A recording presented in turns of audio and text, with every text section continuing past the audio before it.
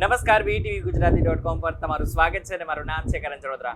આખરે ગુજરાતમાં વરસાદનો બીજો રાઉન્ડ શરૂ થઈ ગયો છે. મારી પાછળ તમે જોઈ શકો છો કે કેવી રીતના વાદળછાયું વાતાવરણ છે, કાળા ડિમ્બર વાદળો છે, એની વચ્ચે ઝરમર વરસાદની શરૂઆત થઈ ગઈ છે. આમ જોવા જઈએ તો મધ્ય ગુજરાત, ખાસ કરીને ઉત્તર ગુજરાત અને બાદ સૌરાષ્ટ્રમાં ગઈકાલથી સારો એવો વરસાદ પડી રહ્યો છે. જો સૌરાષ્ટ્રની વાત કરવામાં આવે તો ગઈકાલે ગોંડલ જેવા નાના શહેરોમાં પણ ઘણો સારો વરસાદ થયો, અમરેલીમાં પણ ઘણો સારો વરસાદ થયો. એ બાબતે જોવા જઈએ તો હવે સાર્વત્રિક વરસાદનો બીજો રાઉન્ડ જે છે એની શરૂઆત થઈ ગઈ છે. અત્યારે આપણે વાત કરી રહ્યા છીએ કે આવનારા સમયમાં હવે કયા કયા વિસ્તારોમાં વરસાદ આવશે અને વરસાદ આવશે તો કેવો પડશે વરસાદ. કારણ કે હવે ખેડૂતો માટે જે ખરીફ પાક હોય એના માટે વરસાદ અત્યારે ખૂબ જરૂરી છે. બધા જ વરસાદ, જો વરસાદ નહીં આવે, આગળના સમયમાં સારો વરસાદ નહીં થાય તો તકલીફ પડશે. અત્યારે જેવી રીતના મારી પાછળ જોઈ શકો છો કે એવી રીતના હાલ જે છે મોટા ભાગના જિલ્લાઓમાં આવી જ રીતના વરસાદ પડી રહ્યો છે. અત્યારે જો વાત કરવામાં આવે દક્ષિણ ગુજરાત, ખાસ કરીને ઉત્તર ગુજરાત અને આ સાથે જ મધ્ય ગુજરાતમાં બધા જ વિસ્તારોમાં ખાસ કરીને સામાન્ય વરસાદથી ભારે વરસાદ પડી શકે છે. ત્યારે હવે આગળના સમયમાં ક્યારે કેવો વરસાદ આવશે તેની પણ વાત કરી લઈએ. અત્યારે સૌથી મહત્વની વાત તો એ છે કે 9 તારીખે વાત કરવામાં આવે તો 9 તારીખે જુનાગઢ, ગીર સોમનાથ, અમરેલી, ભાવનગર, સુરેન્દ્રનગર, બનાસકાંઠા, આણંદ, વડોદરા, છોટાઉદેપુર, ભરૂચ, નર્મદા, સુરત, તાપી, ડાંગ, નવસારી, વલસાડ, દમણ, દાદરા નગર હવેલી આ બધા જ વિસ્તારોમાં ધોધમાર વરસાદ પડવાની શક્યતાઓ છે.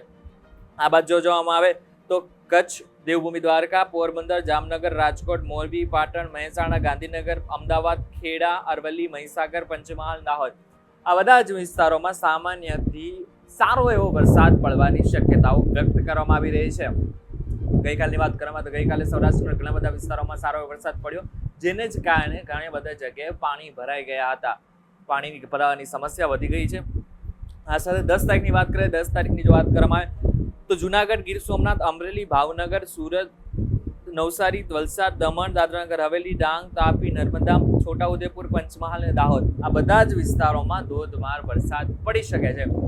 હવે જેટલા પણ બાકીના વિસ્તારો છે એટલે કે કચ્છ, દેવભૂમિ દ્વારકા, પોરબંદર, જામનગર, રાજકોટ, મોરબી, સુરેન્દ્રનગર, બોટાદ, પાટણ, બનાસકાંઠા, મહેસાણા, સાબરકાંઠા, ગાંધીનગર, અમદાવાદ, ખેડા, આણંદ, વડોદરા, ભરૂચ, મહીસાગર, અરવલ્લી આ બધા જ વિસ્તારોમાં છૂટો છવાયો વરસાદ પડવાની શક્યતાઓ 10 તારીખે વ્યક્ત કરવામાં આવી છે.